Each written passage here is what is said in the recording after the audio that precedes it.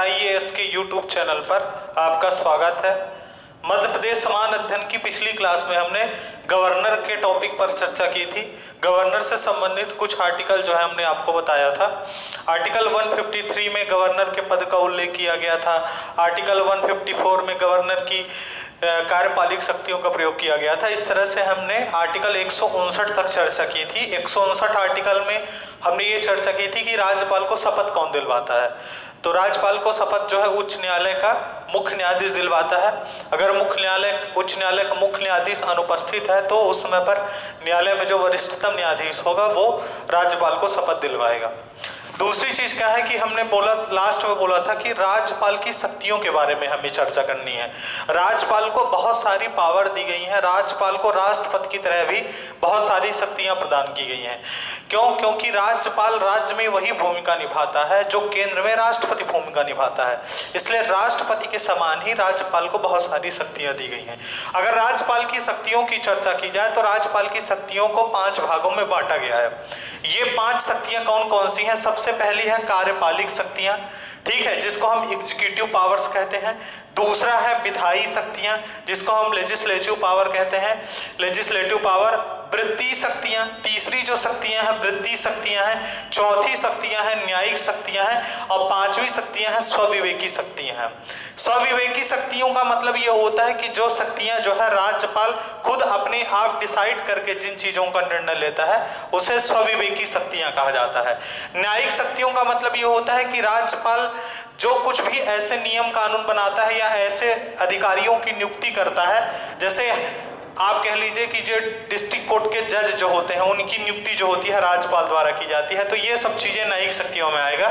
इन पर जो है हम बारी बारी से चर्चा करते हैं। सबसे पहले जो है कार्यपालिक जो शक्तियां हैं, राज्यपाल की जो कार्यपालिक शक्तियां हैं या एग्जीक्यूटिव पावर है उस पर चर्चा करते हैं हम। सबसे पहले देखिए यहाँ पर राज्यपाल की कार्यपालिक शक्तियां लिखी हुई हैं, ठीक है। इसमें सबसे पहली जो कार्यपालिक शक्तियां है आर्टिकल 154।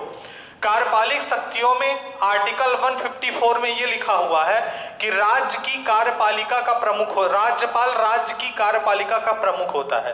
पिछले क्लास में हमने आपको बताया था आर्टिकल 154 में कि राज्यपाल केंद्र सरकार के एक प्रतिनिधि के रूप में राज्य में काम करता है। वह राज्य का प्रथम नागरिक होता है तथा राज्य की कार्यपालिका का प्रमुख होता है। राज्यपाल राज्य का संवैधानिक प्रमुख भी होता है, मतलब राज्यों के अंदर संविधान की रक्षा करने का अधिकार राज्यपाल को दिया गया है। राज्यपाल अपने कार्यपालिक शक्तियों का प्रयोग कर शक्तिशाली शक्तियों का राज्यपाल अपने कार्यपालिक शक्तियों का प्रयोग मुख्यमंत्री एवं मंत्री परिषद के माध्यम से करता है, ठीक है। राज्यपाल अपने कार्यपालिक शक्तियों का प्रयोग मुख्यमंत्री एवं मंत्री परिषद के माध्यम से करता है। मतलब यह है कहने का कि राज्यपाल अपनी केवल स्वविवेकी शक्तियों को छोड़कर अगर किसी भी शक्ति का प्रयोग करता है तो वो हमेशा जो होगा मुख्यमंत्री और उसकी मंत्री परिषद के माध्यम से ही करेगा। ये राज्यपाल के साथ एक बात आपको ध्यान रखनी है। उसके बाद दूसरा आर्टिकल है आर्टिकल 163। आर्टिकल 163 में देखिए लिखा हुआ है कि राज्यपाल के कार्यों में सुझाव एवं सहायता देने के लिए प्रत्येक राज्य में एक मुख्यमंत्री और मंत्री परिषद होगी, ठीक है। राज्यपाल के कार्यों में सुझाव एवं सहायता देने के लिए प्रत्येक राज्य में एक मुख्यमंत्री एवं उसकी मंत्री परिषद होगी। राज्यपाल अपनी स्वविवेकी शक्तियों को छोड़कर अन्य सभी शक्तियों का प्रयोग मुख्यमंत्री एवं मंत्री परिषद के परामर्श से ही करता है, ठीक है ना। उसके अलावा राज्यपाल मंत्री परिषद की सलाह को पुनर्विचार के लिए नहीं भेज सकता, ये बात ध्यान रखना है। उसके बाद देखिए जो हमारा अगला आर्टिकल है आर्टिकल 164। आर्टिकल 164 बहुत इंपॉर्टेंट है। आर्टिकल 164 में यह कहा गया है कि जो राज्यपाल होता है, राज्यपाल मुख्यमंत्री तथा मुख्यमंत्री के सलाह से मंत्री परिषद की नियुक्ति करता है और उनको पद और गोपनीयता की शपथ दिलवाता है। राज्यपाल मुख्यमंत्री को एवं मुख्यमंत्री की सिफारिश पर अन्य मंत्रियों की नियुक्ति करता है एवं उन्हें पद एवं गोपनीयता की शपथ दिलवाता है। दूसरी चीज देखिए, 4 राज्य ऐसे हैं, मध्य प्रदेश, छत्तीसगढ़, झारखंड और उड़ीसा। क्योंकि ये जनजाति क्षेत्र है तो राज्यपाल को यह भी अधिकार दिया गया है कि इन राज्यों में वह जब मंत्री परिषद की नियुक्त करे तो एक जनजाति मंत्री की भी नियुक्त करेगा, एक जनजाति मंत्री जो होगा उसकी भी नियुक्त करेगा। ये बात ध्यान रखिएगा। ये राज्यपाल को एक स्पेशल पावर दी गई है कि इन राज्यों में जब वो मंत्री परिषद की नियुक्त करेगा तो एक मंत्री जनजाति मंत्री भी होना चाहिए। उसके बाद देखिए आर्टिकल 165 में ये लिखा हुआ है कि राज्यपाल राज्यों के अंदर एक महाधिवक्ता की नियुक्त करेगा। तो हम उसको राज्यपाल की न्यायिक शक्तियों पर पढ़ेंगे, इसलिए हम यहां पर चर्चा नहीं कर रहे। आर्टिकल 165 में ये लिखा हुआ है कि राज्य की कार्यपालिका के अंदर जितने भी कार्य किए जाएंगे, राज्य की कार्यपालिका से संबंधित सभी कार्य राज्यपाल के नाम से किए जाते हैं। ये बात ध्यान रखना है। राज्य की कार्यपालिका में जो भी काम किया जाएगा वो राज्यपाल के नाम से किया जाएगा। और जो आखिरी आर्टिकल है आर्टिकल 167 का मतलब यह है कि राज्यपाल को यह अधिकार दिया गया है कि वो राज्य के मुख्यमंत्री से शासन और प्रशासन संबंधी किसी विषयों पर जो है उसकी जानकारी प्राप्त कर सकता है। ठीक है, राज्यपाल राज्य के मुख्यमंत्री से राज्य प्रशासन एवं विधायकों संबंधित जानकारी प्राप्त कर सकता है। और यह मुख्यमंत्री का दायित्व बनता है कि राज्यपाल राज्य के प्रशासन एवं विधायी संबंधी जो भी जानकारी मांगता है, मुख्यमंत्री और उसकी मंत्री परिषद की यह जिम्मेदारी बनती है कि राज्यपाल को उस चीज से वो क्या करे, अवगत कराए। ये राज्यपाल की सभी जो है कार्यपालिक शक्तियां हैं, इनको आपको ध्यान देना है। राज्यपाल की शक्तियां बहुत महत्वपूर्ण है, ठीक है ना, जिसमें हमने पहली शक्तियों की चर्चा कर ली है जो आपकी राज्यपाल की कार्यपालिक शक्तियां हैं। अब हम राज्य की विधायी शक्तियों पर चर्चा करेंगे कि राज्य की विधायी शक्तियां कौन कौन सी हैं। ठीक है, तो इसको हम मिटाते हैं, इसके बाद राज्य की कार्यपालिक शक्तियों पर चर्चा करते हैं। अब हम राज्यपाल की विधायी शक्तियों पर चर्चा करते हैं। देखिए विधायी शक्तियों का मतलब क्या होता है, लेजिस्लेटिव पावर कौन कौन सी है राज्यपाल के पास। इसमें देखिए ये ज्यादा इंपॉर्टेंट है। इसमें सबसे पहली चीज देखिए, हमने आपको आर्टिकल 168 में बताया था कि राज्य विधान मंडल में 3 अंग होते हैं, या राज्य विधान मंडल के 3 अंग होते हैं। कौन कौन से 3 अंग होते हैं? एक होता है राज्य विधान परिषद, दूसरा राज्य विधानसभा और तीसरा क्या है आपका राज्यपाल। राज्यपाल राज्य विधान मंडल का एक महत्वपूर्ण अंग होता है, ये आर्टिकल 168 में लिखा हुआ है। दूसरी चीज हम आर्टिकल 333 भी आपको बता चुके हैं। आर्टिकल 333 में यह उल्लेख किया गया है कि यदि विधानसभा के अंदर आंग्ल भारतीय समुदाय को पर्याप्त प्रतिनिधित्व नहीं मिल रहा है तो राज्यपाल को यह अधिकार दिया गया है कि वह विधानसभा के अंदर एक आंग्ल भारतीय सदस्य की नियुक्ति कर सकता है, मतलब एक आंग्ल भारतीय सदस्य को मनोनीत कर सकता है। राज्यपाल को यह पावर दी गई है कि अगर विधानसभा के अंदर आंग्ल भारतीय समुदाय का प्रतिनिधित्व नहीं है तो वह एक सदस्य आंग्ल भारतीय समुदाय के रूप में मनोनीत कर सकता है। आर्टिकल 172 पर भी हम चर्चा कर चुके हैं पहले। आर्टिकल 172 में यह उल्लेख किया गया है कि राज्यपाल राज्य विधान परिषद जो होती है, राज्य विधान परिषद के 1/6 सदस्यों को मनोनीत कर सकता है, 1/6 सदस्यों को मनोनीत कर सकता है जो कला, विज्ञान, साहित्य एवं समाज सेवा से जुड़े हो तथा उन्हें क्या हो, अनुभव हो। कला, विज्ञान, साहित्य तथा समाज सेवा एवं सहकारिता आंदोलन से जुड़े हो या और उन्हें क्या हो, अनुभव हो। आर्टिकल 172 में इसका उल्लेख किया गया है। दूसरी चीज क्या होता है कि हम ये भी आपको बता चुके हैं कि जो प्रोटेम स्पीकर होता है, प्रोटेम स्पीकर को कुछ समय के लिए चुना जाता है विधानसभा के अंदर। तो प्रोटेम स्पीकर की नियुक्ति कौन करता है? प्रोटेम स्पीकर की नियुक्ति राज्यपाल ही करता है। कुछ समय के लिए प्रोटेम स्पीकर की नियुक्ति राज्यपाल करता है। यह एक अस्थायी अध्यक्ष होता है, आप कह सकते हैं विधानसभा के अंदर। जब नई नई विधानसभा बनती है या नया चुनाव होता है, चुनाव के बाद जो विधानसभा गठित होती है उस विधानसभा में क्या होता है कि जो अन्य सदस्य होते हैं, जो विधायक होते हैं, उनको सदस्यता दिलवाने के लिए राज्यपाल कुछ समय के लिए प्रोटेम स्पीकर की नियुक्ति करता है। उसके बाद आर्टिकल 174 देखिए, आर्टिकल 174 में यह लिखा हुआ है कि विधानसभा के सत्र को राज्यपाल बुलाता है और सत्र समाप्ति की घोषणा भी राज्यपाल करता है। विधानसभा के सत्र को आहूत करता है या विधानसभा के सत्र को बुलाता है और सत्र समाप्ति की घोषणा भी कौन करता है? राज्यपाल करता है। दूसरी चीज, विधानसभा को भंग भी करता है राष्ट्रपति। लेकिन एक चीज ध्यान रखिएगा, राज्यपाल विधानसभा को भंग कर सकता है। राज्यपाल को विधानसभा भंग करने के लिए क्या होता है कि जब राज्यपाल को क्या होता है कि मुख्यमंत्री और उसकी मंत्रिपरिषद कह दे कि भाई लिखित में जवाब दे दे कि विधानसभा भंग कर दी जाए, तो विधानसभा भंग कर दी जाती है। दूसरी चीज क्या होती है कि राज्यपाल को कुछ स्वविवेक शक्तियां भी दी गई हैं। अगर राज्य का संवैधानिक राज्य की जो सरकार है वो संविधान के अनुसार नहीं चल रही है, उस कंडीशन में भी क्या होता है कि राज्यपाल ये रिकमेंड कर सकता है राष्ट्रपति के लिए कि राज्य की जो व्यवस्था है वो संविधान के अनुसार नहीं चल रही है। उस स्थिति में राष्ट्रपति शासन लग जाता है राज्य के अंदर, लेकिन रिकमेंडेशन कौन करता है? राज्यपाल ही करता है। तो विधानसभा को भंग करता है, लेकिन भंग करने की स्थिति यह है कि उसे मुख्यमंत्री और मंत्रिपरिषद लिखित रूप में दे कि भाई विधानसभा को भंग करना है। आर्टिकल 175 में यह लिखा हुआ है। एक चीज और ध्यान रखिएगा, एक क्वेश्चन यहां पर यह भी पूछा जाता है कि विधानसभा के सत्र को स्थगित कौन करता है? विधानसभा के सत्र को स्थगित कौन करता है? हमने यहां पर लिखा कि विधानसभा को भंग कर सकता है, राज्यपाल भंग कर सकता है, लेकिन विधानसभा को स्थगित कौन करता है? यह बात ध्यान रखिएगा। विधानसभा को स्थगित जो है, स्थगित विधानसभा अध्यक्ष करता है। विधानसभा का अध्यक्ष जो है वो विधानसभा को स्थगित कर सकता है, ये उसके पास पावर होती है।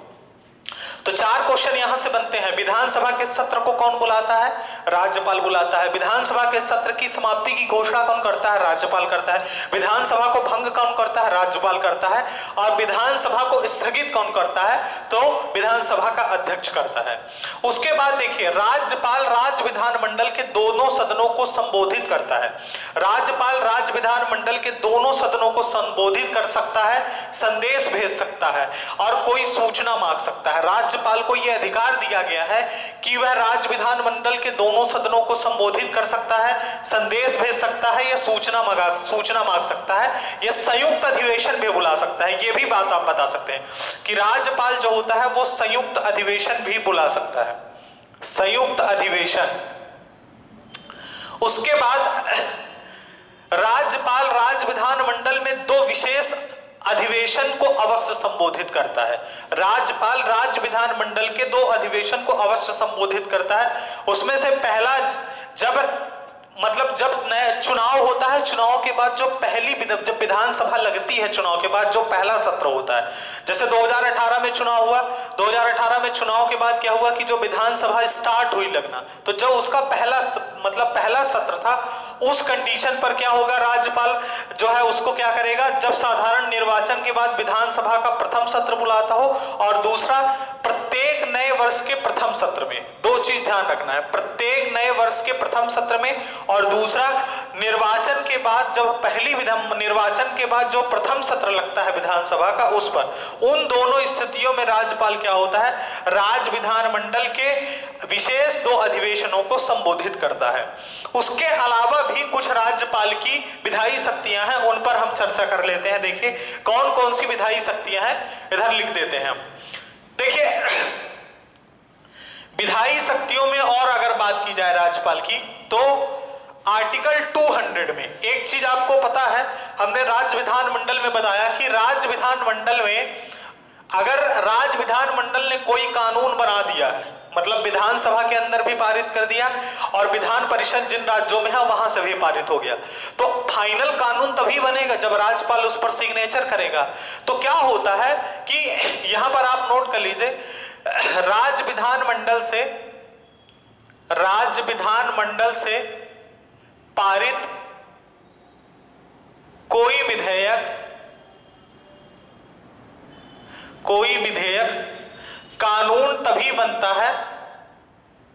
कानून तभी बनता है जब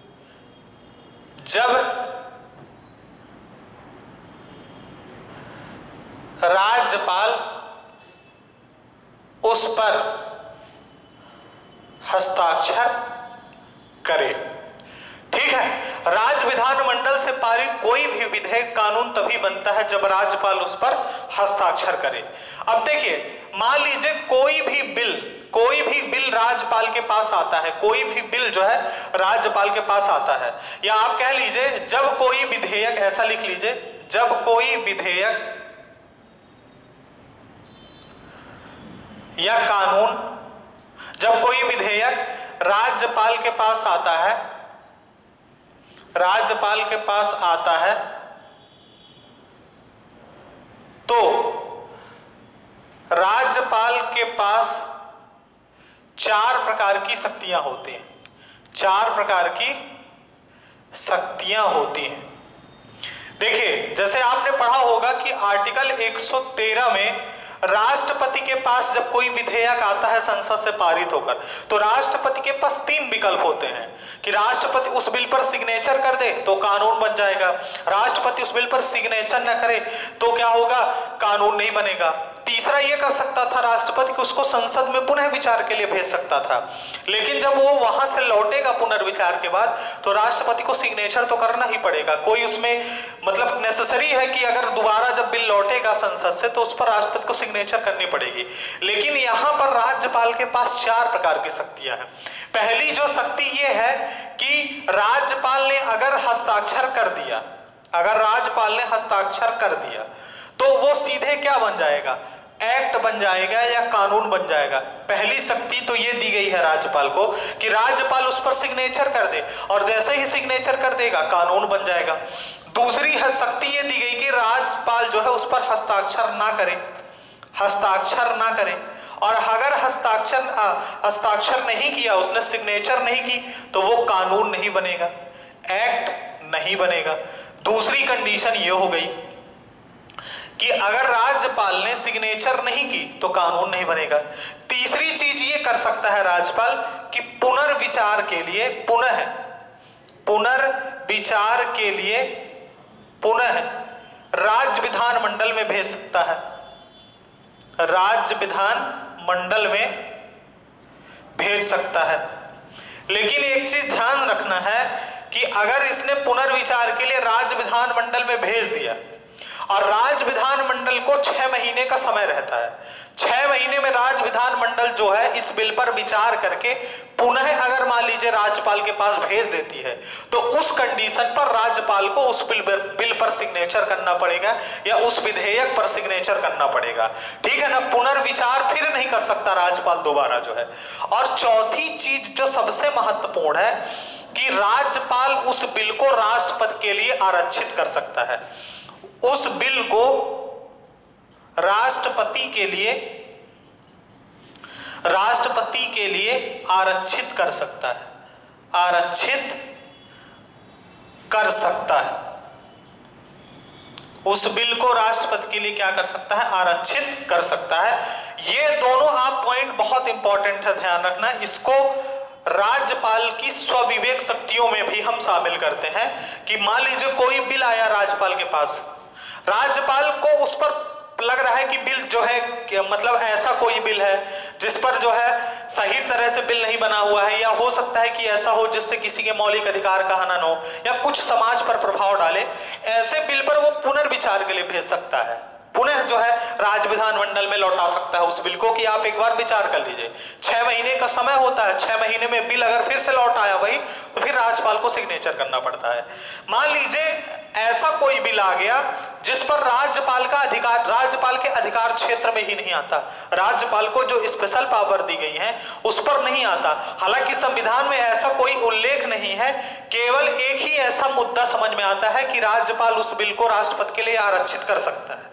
वो ये है संविधान में कि अगर मान लीजिए कि विधानसभा में या राज्य विधानमंडल ने कोई ऐसा कानून बना दिया जिससे गवर्नर जो राज्यपाल है उसकी शक्तियां कमजोर हो रही हैं, उस कंडीशन पर राज्यपाल उस बिल को राष्ट्रपति के लिए आरक्षित कर सकता है। उसके अलावा मान लीजिए राज्य विधानमंडल ने ऐसा कानून बना दिया कि किसी के मौलिक अधिकारों का हनन हो रहा है या राज्य के नीति निर्देशक तत्वों पर प्रभाव पड़ रहा है, या आप ये कह लीजिए कि संविधान की रक्षा पर कोई प्रभाव पड़ रहा है, देश की एकता या अखंडता पर कोई सवाल पड़ रहा है, लोगों पर उसका प्रभाव पड़ रहा है, या संपत्ति अर्जन में क्या है कुछ ऐसा प्रभाव पड़ रहा है, उस कंडीशन में क्या होता है कि राज्यपाल उस बिल को राष्ट्रपति के लिए आरक्षित कर सकता है। समझ रहे हैं? तो ये इतने इंपॉर्टेंट पॉइंट यहां पर ध्यान रखना है कि राज्यपाल राष्ट्रपति के लिए किसी भी बिल को आरक्षित तब करता है जब क्या होता है, या तो उसकी शक्तियां कमजोर हो रही हो, मौलिक अधिकारों का हनन हो रहा हो, समझ रहे हैं, या राज्य के नीति निर्देशक तत्वों पर प्रभाव पड़ रहा हो, संविधान में कुछ ऐसा प्रभाव पड़ रहा हो, समाज में लोगों में ऐसा प्रभाव पड़े। तो ऐसे विषयों पर क्या होता है कि राज्यपाल उस बिल को राष्ट्रपति के लिए आरक्षित कर सकता है। ये उल्लेख आर्टिकल 200 के अंदर किया गया है। अब देखिए आर्टिकल 201 जो है, इसकी भी थोड़ा सा चर्चा कर लेते हैं। आर्टिकल 201 201 आर्टिकल 201 में उल्लेख किया गया है कि अगर मान लीजिए कोई भी बिल राज्यपाल ने आरक्षित कर लिया राष्ट्रपति के लिए, ठीक है, राज्यपाल ने क्या किया, आरक्षित कर लिया राष्ट्रपति के लिए। आर्टिकल 201 में यह उल्लेख किया गया है कि अगर मान लीजिए राज्यपाल ने किसी भी बिल को राष्ट्रपति के लिए आरक्षित कर लिया और वो बिल धन विधेयक नहीं है, ये बात ध्यान रखिएगा, अगर वो बिल धन विधेयक नहीं है तो राज्यपाल क्या करता है, राष्ट्रपति क्या करता है, राष्ट्रपति उस बिल को क्या करता है, राज्य विधानमंडल में भेज देता है। उसके बाद राज्य विधानमंडल जो होता है उस बिल पर क्या होता है, उस बिल पर विचार विमर्श करती है। अब विचार विमर्श करने का समय वही फिर से 6 महीने दिया जाता है। तो जब राज्य विधानमंडल विचार विमर्श करके उस बिल को फिर राष्ट्रपति के पास भेज देती है, उसके बाद राष्ट्रपति उस बिल पर सिग्नेचर करता है कि नहीं करता है, ये सब राष्ट्रपति के ऊपर होता है। इसका उल्लेख आर्टिकल 201 में किया गया है। मतलब राज्यपाल द्वारा आरक्षित किए गए बिल पर विचार विमर्श करने के लिए जो बिल आरक्षित किया गया है राष्ट्रपति के पास जाता है। राष्ट्रपति उस बिल को पुनः क्या करता है, राज्य विधानमंडल में भेज देता है विचार विमर्श करने के लिए। उसके बाद राज्य विधानमंडल क्या करती है, उस बिल पर विचार विमर्श की और उसके बाद फिर से राष्ट्रपति के पास भेज दिया गया। तो ये फिर राष्ट्रपति के ऊपर रहता है कि राष्ट्रपति उस बिल पर सिग्नेचर करता है या नहीं करता है, अनुमति देता है कि नहीं देता है। कोई बाध्यकारी नियम नहीं है कि राष्ट्रपति को उस बिल पर क्या करना है, बाध्यकारी नियम है कि उसको अनुमति देना ही है। उसके बाद लास्ट में हम बात करते हैं जो सबसे इंपॉर्टेंट आर्टिकल है, आर्टिकल 213, राष्ट्रपति को राज्यपाल को अध्यादेश लागू करने का राज्यपाल को राज्यों में अध्यादेश लागू करने का अधिकार। ठीक है, देखिए अध्यादेश का मतलब क्या होता है, अध्यादेश का मतलब होता है अस्थायी कानून। अध्यादेश का मतलब क्या होता है, अस्थायी कानून। मान लीजिए राज्य के अंदर विधानसभा का सत्र नहीं चल रहा है और राज्य के अंदर किसी ऐसे कानून की आवश्यकता पड़ गई अचानक, तो राज्यपाल क्या करेगा, तो राज्यपाल उस स्थिति में क्या करता है कि एक अध्यादेश लाकर उसको अस्थायी कानून बना देता है। उसके बाद क्या होता है कि इस अस्थायी कानून को स्थायी बनाना पड़ता है और स्थायी तभी बनेगा जब ये राज्य विधानमंडल में क्या होगा, पास होगा। तो राज्य विधानमंडल जब लगती है उसमें क्या होता है कि राज्य विधानमंडल को समय दिया जाता है। राज्य विधानमंडल को 6 हफ्तों के अंदर इस बिल को स्थायी बनाकर पास करना पड़ता है। अगर 6 महीने के अंदर राज्य विधानमंडल ने इस बिल को स्थायी कानून नहीं बनाया तो ये अध्यादेश ऑटोमेटिक समाप्त हो जाता है। दूसरी चीज ये भी आप कह सकते हैं कि मान लीजिए राष्ट्रपति ने अध्यादेश लगाकर कोई कानून बना दिया अस्थायी, अगर राज्य विधानमंडल को उसको कानून ही नहीं बनाना है तो वो क्या करेगी, 6 हफ्ते में उसको क्या करेगी, स्थायी कानून ही नहीं बनाएगी, तो वो ऑटोमेटिक वो अध्यादेश क्या होगा, समाप्त हो जाएगा। तो ये अधिकार राज्यपाल को दिया गया है। अध्यादेश या कानून बनाने का अधिकार किसको दिया गया है, राज्यों के अंदर वो राज्यपाल को दिया गया है। ठीक है, तो ये हमारे राज्यपाल की विधायी शक्तियां हो गई। ठीक है, अब हम राज्यपाल की वित्तीय शक्तियों के बारे में चर्चा करेंगे कि राज्यपाल के पास फाइनेंशियल पावर कौन कौन सी है या वित्तीय शक्तियां कौन कौन सी हैं। ठीक है, अब देखिए हम राज्यपाल की वित्तीय शक्तियों के बारे में चर्चा कर रहे हैं कि राज्यपाल की वित्तीय शक्तियां कौन कौन सी हैं या फाइनेंशियल पावर कौन कौन सी हैं। इसमें देखिए सबसे पहली चीज क्या होता है कि जो राज्यपाल होता है वो राज्य का जो वित्त मंत्री होता है, राज्य के वित्त मंत्री जो प्रत्येक वर्ष राज्य का वार्षिक वित्तीय विवरण जिसको हम बजट कहते हैं उसको विधानसभा के पटल पर रखवाता है। ठीक है, राज्यपाल राज्य के वित्त मंत्री द्वारा वार्षिक वित्तीय विवरण या बजट को राज्य विधानमंडल के समक्ष प्रस्तुत करवाता है। पहला पॉइंट ये आर्टिकल 202 में इसका उल्लेख किया गया है। ठीक है, आर्टिकल 199 में ये कहा गया है कि जो हमारी विधानसभा होगी, विधानसभा के अंदर कोई भी धन विधेयक बिना राज्यपाल की अनुमति के प्रस्तुत नहीं किया जाएगा। मतलब यह है कि मान लीजिए किसी भी सदस्य को धन विधेयक संबंधित कोई भी बिल लाना है तो सबसे पहले उसे राज्यपाल से अनुमति लेनी पड़ेगी, राज्यपाल से सिग्नेचर करवाना पड़ेगा। राज्यपाल से सिग्नेचर करने के बाद वो उस बिल को विधानसभा के अंदर क्या करेगा, प्रस्तुत करेगा। और कोई भी बिल धन विधेयक होगा, ये डिसाइड कौन करता है, ये लोकसभा का स्पीकर डिसाइड करता है कि कोई भी बिल धन विधेयक होगा कि नहीं होगा। और धन विधेयक बिल बिना राज्यपाल की अनुमति के बिना राज्यपाल की अनुमति से विधानसभा में प्रस्तुत नहीं किया जाएगा। दूसरी चीज ये भी धन विधेयक के संबंध में आप बता सकते हैं कि धन विधेयक अगर मान लीजिए किसी राज्य में राज्य विधानमंडल के दोनों सदन है, विधानसभा भी है विधान परिषद भी है, तो विधानसभा से बिल पास होने के बाद, धन विधेयक का बिल पास होने के बाद विधान परिषद के पास जाएगा। तो उसी प्रकार जिस प्रकार राज्यसभा के पास 14 दिन का समय होता है, राज्य विधान परिषद के पास भी 14 दिन का समय होता है। 14 दिन में उनको जो निर्णय लेना होगा वो ले सकते हैं, बिल को पास ही करना पड़ेगा क्योंकि कोई अधिकार ही नहीं होता, नहीं तो 14 दिन बाद वह बिल ऑटोमेटिक पास समझा जाएगा। आर्टिकल 119 में धन विधेयक बिना राज्यपाल की अनुमति के विधानसभा में प्रस्तुत नहीं होगा।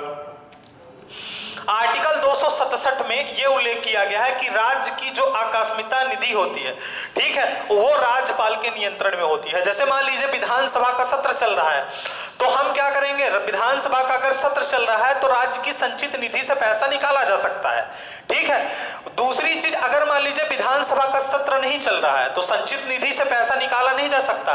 उस कंडीशन पर क्या होता है कि राज्यपाल क्या करता है कि आकस्मिकता निधि जो होती है, कंटीजेंसी फंड जो होता है, उससे पैसा ये राज्यपाल के अधीन में होती है। तो बिना राज्यपाल की अनुमति के बिना इस निधि से, आकस्मिकता निधि से पैसा नहीं निकाला जा सकता। ठीक है, तो राज्यपाल के कंट्रोल में, राज्यपाल के अधीन में, राज्यपाल के नियंत्रण में जो आकस्मिकता निधि होती है वो राज्यपाल के नियंत्रण में होती है। उसके बाद अगला पॉइंट आप बताएंगे। देखिए क्या होता है कि राज्यपाल क्या करता है कि ग्राम पंचायत एवं नगर पालिकाओं में क्या करता है, ग्राम पंचायतों एवं नगर पालिकाओं की आर्थिक स्थिति का विवरण रखने के लिए, जो उनकी वृद्धि स्थिति का विवरण रखने के लिए क्या करता है कि प्रत्येक 5 वर्ष में एक वित्त आयोग क्या है, बनाता है। राज्यपाल ग्राम पंचायत एवं नगर पालिकाओं की वित्तीय स्थिति की समीक्षा के लिए प्रत्येक 5 वर्ष में एक वित्त आयोग का गठन करता है। ये वित्त आयोग जो रिपोर्ट बनाता है, रिपोर्ट बनाने के बाद राज्यपाल क्या करता है, इस रिपोर्ट को विधानसभा के पटल पर रखता है और राज्य का जो नियंत्रक एवं महालेखा होता है, ठीक है, लेखाकार जो होता है, महानियंत्रक एवं वो राज्य का नियंत्रण एवं महालेखाकार जो होता है, वो भी जो रिपोर्ट तैयार करता है उसको भी क्या होता है कि विधानसभा के पटल पर राज्यपाल इसको रखवाता है। ये बात ध्यान रखिएगा, ये बहुत इंपॉर्टेंट पॉइंट है। राज्यपाल राज्य वित्त आयोग एवं तथा नियंत्रक एवं महालेखा की रिपोर्ट को विधानसभा के पटल पर रखवाता है। तो राज्यपाल की ये वित्तीय शक्तियां है या फाइनेंशियल पावर है, ये ज्यादा इसमें नहीं है। इसमें आपको 2-3 चीजें ध्यान रखना है कि वित्त मंत्री को बजट पेश करवाता है विधानसभा के सम्मुख जो है, विधानसभा के समक्ष में। दूसरी चीज क्या होता है कि कोई भी धन विधेयक विधानसभा में तभी प्रस्तुत होगा जब राज्यपाल उस पर सिग्नेचर करेगा। राज्य की जो आकस्मिकता निधि होती है वो राज्यपाल के अधीन होती है, राज्यपाल के नियंत्रण में होती है। ग्राम पंचायतों एवं नगर पालिकाओं की वित्तीय स्थिति की समीक्षा के लिए प्रत्येक 5 वर्ष में वित्त आयोग का गठन करता है। फिर वित्त आयोग की रिपोर्ट को विधानसभा के पटल पर रखवाता है तथा नियंत्रक एवं महालेखा की रिपोर्ट को भी विधानसभा के सम्मुख रखवाता है। तो ये वित्तीय स्थितियां। अब हमारा जो अगला हम यहाँ पर क्या चर्चा करेंगे, अब हम न्यायिक शक्तियों की चर्चा करेंगे, उसके बाद स्वविवेकी शक्तियों की चर्चा करेंगे राज्यपाल की। उसके बाद राज्यपाल की शक्तियां यहाँ से क्या होती हैं, समाप्त हो जाती हैं। तो न्यायिक शक्तियों पर अब हम चर्चा करते हैं। अब हम राज्यपाल की न्यायिक शक्तियों पर चर्चा करते हैं कि राज्यपाल की न्यायिक शक्तियां कौन कौन सी हैं। देखिए यहाँ पर क्या है कि हम जो राज्यपाल नियुक्तियां करता है उन पर चर्चा करेंगे। आर्टिकल 161 में ये कहा गया है कि राज्यपाल को राष्ट्रपति की तरह भी कुछ क्षमादान की शक्तियां प्राप्त हैं। राज्यपाल को राष्ट्रपति की तरह भी क्षमादान की कुछ शक्तियां प्राप्त हैं। राज्यपाल किसी दोषी व्यक्ति के दंड को कम कर सकता है या उसकी दंड की प्रकृति को बदल सकता है।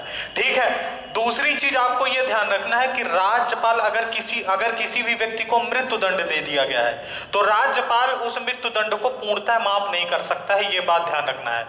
अन्य किसी प्रकार के अगर दोष है, मतलब अन्य किसी प्रकार की सजा अगर दी गई है उसे, तो उस पर राज्यपाल उसकी सजा को कम कर सकता है या उसके दंड की प्रकृति को बदल सकता है। लेकिन अगर किसी को मृत्यु दंड दे दिया गया है तो उसको पूर्णतः माफ नहीं कर सकता है। इसका उल्लेख आर्टिकल 161 में किया गया है।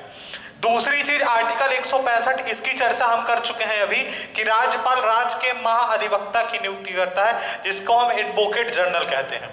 देखिए, राज्य का महाधिवक्ता क्या होता है कि राज्य के महाधिवक्ता को जब विधानसभा लगती है तो विधानसभा का ये सदस्य नहीं होता है, लेकिन विधानसभा में इसको बैठने का अधिकार होता है, विधानसभा में विचार विमर्श करने का अधिकार होता है। ये राज्य का सबसे बड़ा वकील होता है, आप ये कह सकते हैं, राज्य का जो महाधिवक्ता होता है। उसके बाद क्या होता है कि राज्यपाल लोक सेवा आयोग के अध्यक्ष एवं अन्य सदस्यों की नियुक्ति करता है। हर राज्य का जो लोक सेवा आयोग होता है, जैसे मध्य प्रदेश में लोक सेवा आयोग कहाँ है, इंदौर में है, तो लोक सेवा आयोग के जो अध्यक्ष होते हैं और उनके सदस्य, उनकी नियुक्ति कौन करता है, राज्यपाल करता है। लेकिन एक चीज ध्यान रखिएगा कि लोक सेवा आयोग के सदस्यों को राज्यपाल हटा नहीं सकता है। इनको हटाया कैसे जाता है, इनको हाई कोर्ट हटाता है, जो उच्च न्यायालय होता है वो हटाता है। ठीक है। उसके बाद आर्टिकल 217 में यह लिखा हुआ है कि क्या होता है कि जब भारत का राष्ट्रपति उच्च न्यायालय के अन्य न्यायाधीशों की नियुक्ति करता है, उस कंडीशन में वह उस राज्य के राज्यपाल से परामर्श लेता है। मतलब यह होता है कि जब राष्ट्रपति क्या करता है कि अन्य न्यायाधीशों की नियुक्ति करता है, हाई कोर्ट के मुख्य न्यायाधीश की नियुक्ति जो होती है और अन्य न्यायाधीशों की नियुक्ति, तो यहां पर यह लिखा हुआ है कि राज्यपाल राज्य के उच्च न्यायालय के न्यायाधीश की नियुक्ति के संबंध में राष्ट्रपति को परामर्श देता है। ठीक है, आर्टिकल 217 में। उसके बाद देखिए, राज्यपाल जिला न्यायाधीश एवं जो डिस्ट्रिक्ट जज होते हैं और सत्र न्यायाधीश जो होते हैं, उनकी नियुक्ति राज्यपाल के परामर्श से की जाती है। उच्च न्यायालय जो है, राज्यपाल जिला न्यायाधीश एवं सत्र न्यायाधीशों की नियुक्ति उच्च न्यायालय के परामर्श से करता है। करता राज्यपाल ही है, लेकिन उच्च न्यायालय के परामर्श से करता है। अगला पॉइंट, राज्यपाल क्या होता है, आपको पता होगा कि जो राज्य के विश्वविद्यालय होते हैं, उनके जो कुलाधिपति होते हैं, जिनको हम चांसलर कहते हैं, वो राज्यपाल होता है। जैसे भारत सरकार, केंद्र सरकार के जो विश्वविद्यालय होते हैं, उनके कुलाधिपति कौन होते हैं, उनके कुलाधिपति राष्ट्रपति होते हैं। लेकिन राज्यों के जो विश्वविद्यालय होते हैं, उनके चांसलर कौन होते हैं, राज्यपाल होते हैं। इसलिए क्या होता है कि राज्यपाल क्या करता है कि यूनिवर्सिटीज में, जो प्रदेश की यूनिवर्सिटीज होती हैं, उसमें वाइस चांसलर की नियुक्ति करता है। राज्यपाल राज्यों के विश्वविद्यालय में कुलपतियों या वाइस चांसलर की नियुक्ति करता है। उसके बाद राज्यपाल के पास कुछ और नियुक्तियों के अधिकार होते हैं। जैसे राज्यपाल राजभाषा आयोग के अध्यक्ष की नियुक्ति करता है, राज्यपाल राज्य पिछड़ा आयोग के अध्यक्ष एवं अन्य सदस्यों की नियुक्ति करता है, मतलब अध्यक्ष सभी के तथा अन्य सदस्यों के नहीं। लेकिन ये नियुक्तियां जो होता है, राज्यपाल जो राज्य की सरकार होती है उसमें जो उसका मंत्री परिषद होता है, मंत्री परिषद के परामर्श से करता है।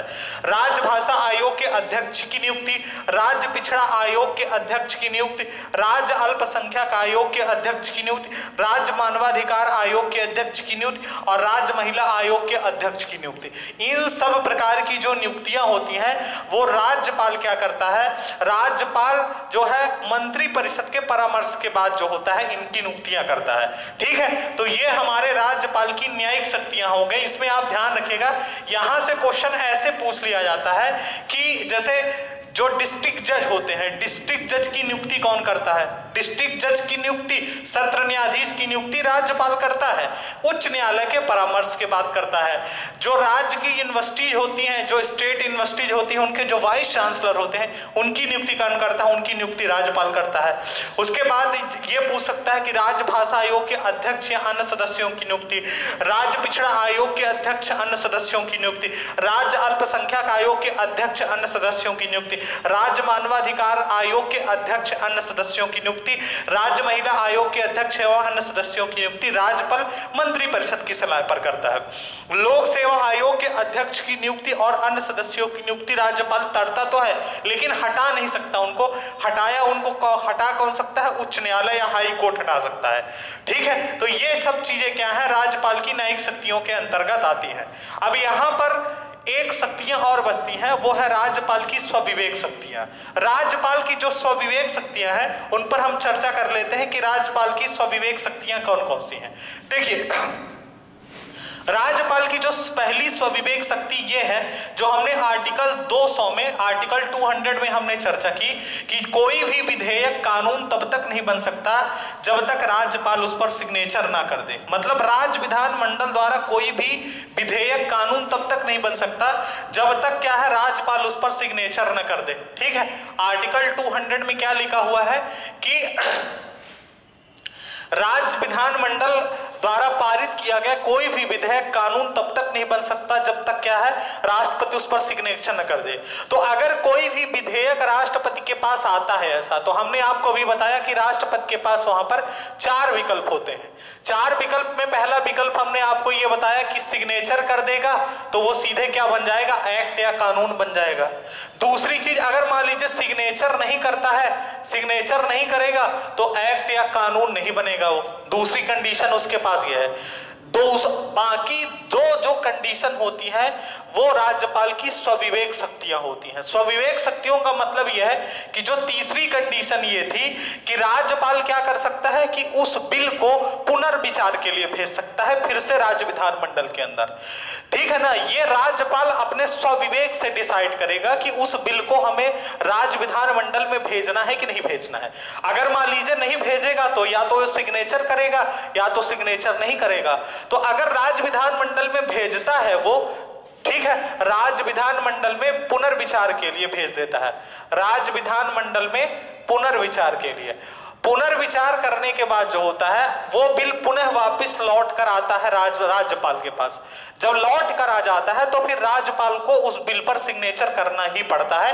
ये तीसरी शक्ति थी। चौथी शक्ति ये थी कि अगर मान लीजिए कोई ऐसा बिल राज्य विधानमंडल द्वारा ला दिया गया जो राज्यपाल के अधिकार क्षेत्र में नहीं आता, मतलब यह है कि हो सकता है कि राज्यपाल की शक्तियां उससे कम हो रही हो, या हो सकता है कि मूल जो हमारे फंडामेंटल राइट हैं उन पर क्या है, उनका हनन हो रहा हो, या हो सकता है कि नीति निर्देशक तत्वों पर उसका प्रभाव पड़ रहा हो, संविधान पर प्रभाव पड़ रहा हो, देश की एकता अखंडता पर प्रभाव पड़ रहा हो। अगर ऐसे कोई बिल विधेयक जो होता है राज्य विधानमंडल राज्यपाल के पास भेजती है तो राज्यपाल उस बिल को राष्ट्रपति के लिए क्या कर लेता है? आरक्षित कर लेता है। राष्ट्रपति के पास क्या होता है? आरक्षित कर लेता है। तो ये चीज डिसाइड कौन करता है? ये चीज डिसाइड कौन करता है? राज्यपाल डिसाइड करता है। तो ये राज्यपाल की स्वविवेक शक्तियां हैं। आप इन दोनों स्वविवेक शक्तियों को ध्यान रखिएगा कि वो बिल को राज्य विधानमंडल में पुनर्विचार के लिए भेज सकता है, और पुनर्विचार करने के बाद जब राज्य विधानमंडल पुनः उसके पास भेजेगी तो फाइनली उसे सिग्नेचर करना पड़ेगा।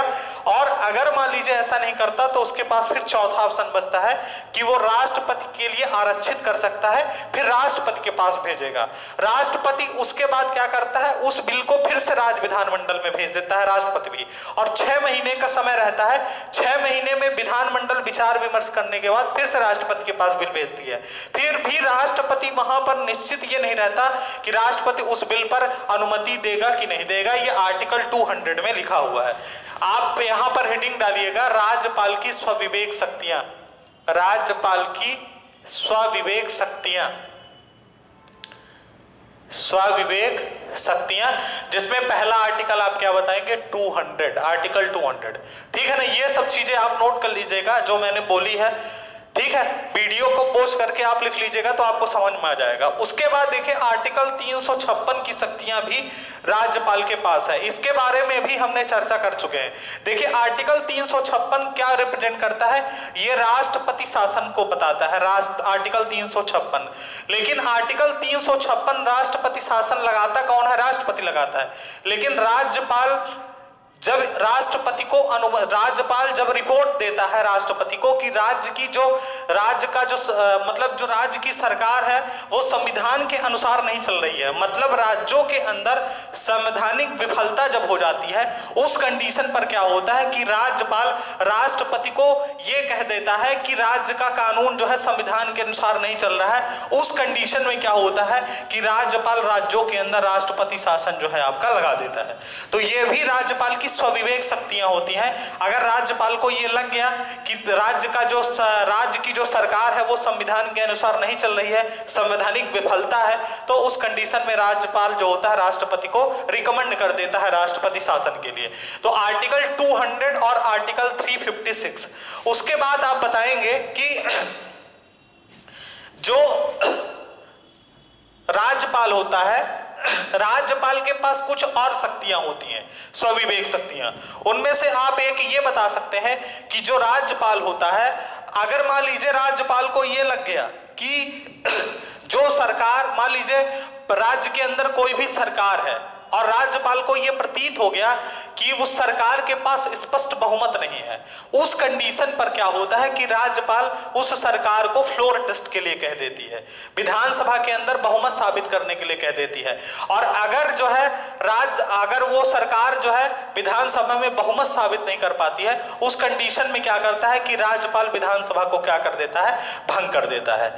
यह चीज भी आपको ध्यान रखना है। दूसरी चीज, अगर मान लीजिए राज्यपाल को किसी विशेष अधिवेशन की आवश्यकता पड़ती है कि राज्य के अंदर कोई विशेष अधिवेशन बुलाना है, उस कंडीशन पर क्या होता है कि राज्यपाल क्या करता है कि राज्यपाल विशेष अधिवेशन बुला सकता है। सदन का विशेष अधिवेशन क्या होता है, राज्यपाल बुला सकता है।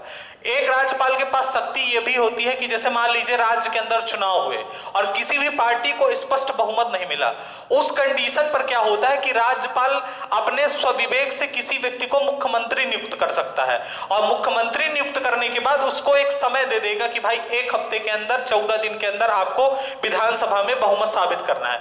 अगर वो बहुमत साबित कर देता है तो वो क्या होगा, मुख्यमंत्री बना रहेगा। और अगर बहुमत साबित नहीं करता तो फिर मुख्यमंत्री से उससे क्या लेगा, त्याग पत्र ले लेता है, मुख्यमंत्री जो होता है इस्तीफा दे देता है। तो ये राज्यपाल की स्वविवेक शक्तियां होती हैं, ठीक है ना, जिसमें राज्यपाल विधानसभा में किसी भी सदस्य को जो है मुख्यमंत्री बना सकता है, किसी भी सदस्य को मुख्यमंत्री बना दे, बशर्ते वो व्यक्ति विधानसभा के अंदर जो है बहुमत साबित कर दे। किसी प्रकार के अधिवेशन को बुला सकता है, अगर किसी प्रकार के अधिवेशन की आवश्यकता पड़ती है, तो ये सब राज्यपाल की स्वविवेक शक्तियां हैं। दूसरी चीज क्या है कि राज्यपाल को कुछ न्यायिक शक्तियां भी प्रदान की गई, मतलब कुछ राज्यपाल को आप बता सकते हैं विशेष अधिकार मिले हुए हैं। राज्यपाल को विशेष अधिकार ये मिले हुए हैं, आर्टिकल 361 में ये उल्लेख किया गया है, आर्टिकल राज्यपाल के विशेषाधिकार। देखिए आर्टिकल 361 में उल्लेख किया गया है कि राज्यपाल को राष्ट्रपति की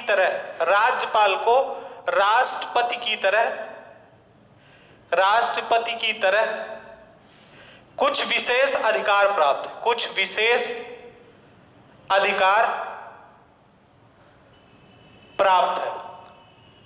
मतलब क्या है, कुछ विशेष अधिकार प्राप्त है। वो कौन कौन से विशेष अधिकार है, तो उसमें सबसे पहले आप ये बताएंगे कि राज्यपाल क्या करता है कि राज्यपाल मान लीजिए अपने स्वविवेक से कोई भी निर्णय ले लेता है।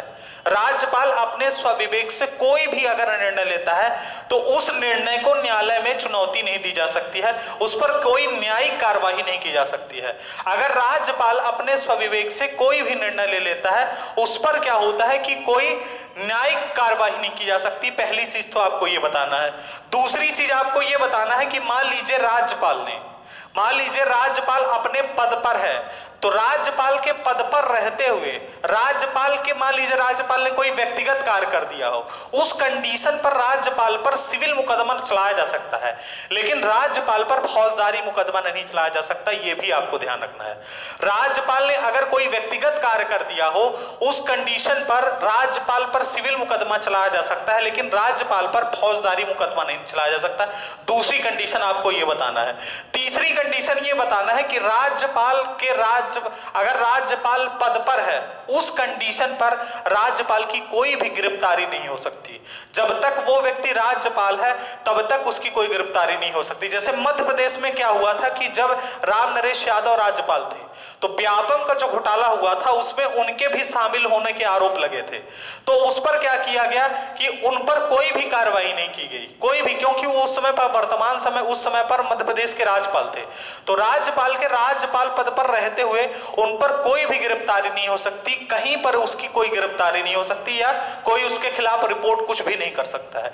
ये राज्यपाल को कुछ विशेष अधिकार दिए गए, क्योंकि राज्यपाल राज्य का प्रथम नागरिक होता है। जिस प्रकार केंद्र में राष्ट्रपति की भूमिका होती है, उसी प्रकार राज्यों के अंदर राज्यपाल की भूमिका होती है। तो विशेषाधिकार में आपको 3 पॉइंट बताने हैं। पहला पॉइंट ये बताना है कि आर्टिकल 361 में राष्ट्रपति की तरह राज्यपाल को भी विशेष अधिकार प्राप्त है। ठीक है ना। राज्यपाल अगर कोई स्वविवेक से कोई ऐसा निर्णय ले लेता है, उस निर्णय को न्यायिक चुनौती नहीं दी जा सकती है, उस निर्णय को न्यायालय पे जो है चुनौती नहीं दिया जा सकता या न्यायालय में उसके खिलाफ कोई कार्यवाही नहीं की जा सकती है। पहली चीज ये।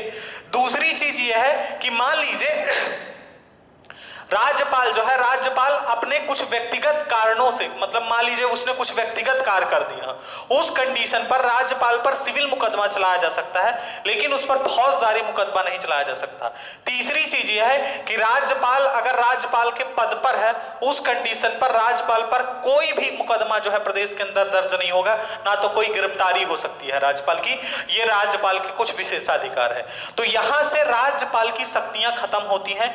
राज्यपाल की 5 प्रकार की शक्तियों की हमने चर्चा की यहां पर। सबसे पहले हमने राज्यपाल की कार्यपालिक शक्तियों की चर्चा की, उसके बाद राज्यपाल की विधायी शक्तियों की चर्चा की, राज्यपाल की वित्तीय शक्तियों की चर्चा की, राज्यपाल की न्यायिक शक्तियों की चर्चा की, और लास्ट में हमने स्वविवेक शक्तियों की चर्चा की और राज्यपाल को जो विशेषाधिकार दिए गए हैं। ठीक है ना। यहां से राज्यपाल की शक्तियों का टॉपिक खत्म होता है। अब हमारा जो नेक्स्ट टॉपिक होगा यहां पर, वो मध्य प्रदेश के राज्यपाल होगा। मध्य प्रदेश में अभी तक कितने राज्यपाल हैं? थोड़ा सा ये टॉपिक लंबा हो गया। लंबा इसलिए हो गया क्योंकि हमने राज्यपाल को पूरा डिटेल में पढ़ लिया। डिटेल में पढ़ने का कारण ये था कि हमें कम से कम ये तो पता रहे कि राज्यपाल कौन कौन से काम करता है, क्योंकि ये वैसे पॉलिटी का हिस्सा है और पॉलिटी के हिस्से में हम इसको अच्छे से डिटेल से पढ़ते हैं। तो इसको हमने इसलिए बीच में पढ़ लिया कि मध्य प्रदेश में क्या स्वरूप है राज्यपाल का, क्या क्या स्थितियां उत्पन्न हो सकती हैं, ये सब चीजें हमें जो है समझ में आ जाए। यहां पर एक क्वेश्चन लास्ट में बनता है। लास्ट में क्वेश्चन ये बनता है कि जब एक राज्यपाल को 2 या 2 से मतलब 1 से अधिक राज्यों का प्रभार दिया जाता है, उस कंडीशन पर अगर राज्यपाल एक बार शपथ ले चुका है एक राज्य की, तो दूसरे राज्य की भी शपथ वो लेगा कि नहीं लेगा। और जब उसको दूसरे राज्य का अतिरिक्त प्रभार दिया जाता है, उस कंडीशन पर राष्ट्रपति अध्यादेश जारी करता है कि नहीं जारी करता। ये एक बहुत महत्वपूर्ण प्रश्न है, जो क्या है हमें यहाँ पर थोड़ा सा चर्चा कर लेना चाहिए। क्योंकि देखिए एक चीज ध्यान रखना है, जबकि एक राज्यपाल को दूसरे राज्य का भी प्रभार दिया जाता है, तो पूरा प्रोसीजर वही होता है जो उस नए राज्यपाल की नियुक्ति में किया जाता है। मतलब राष्ट्रपति अध्यादेश जारी करेगा, वो अध्यादेश जब राज्य की विधानसभा में पहुंचेगा तो उसको विधानसभा का सचिव पढ़कर सुनाएगा, उसके बाद उसकी शपथ दोबारा होगी, भले वो एक राज्यपाल के रूप में दूसरे राज्य से शपथ ले चुका है। अगर दूसरे राज्य के लिए प्रभारी बना है वो, तो फिर से वही प्रोसीजर होगा जो एक नए राज्यपाल के रूप में होगा। ठीक है। तो हम अब नेक्स्ट जो है हमारी क्लास होगी, उसमें हम मध्य प्रदेश की राज्यपाल, मध्य प्रदेश के जितने भी राज्यपाल हुए हैं उन पर चर्चा करेंगे। धन्यवाद।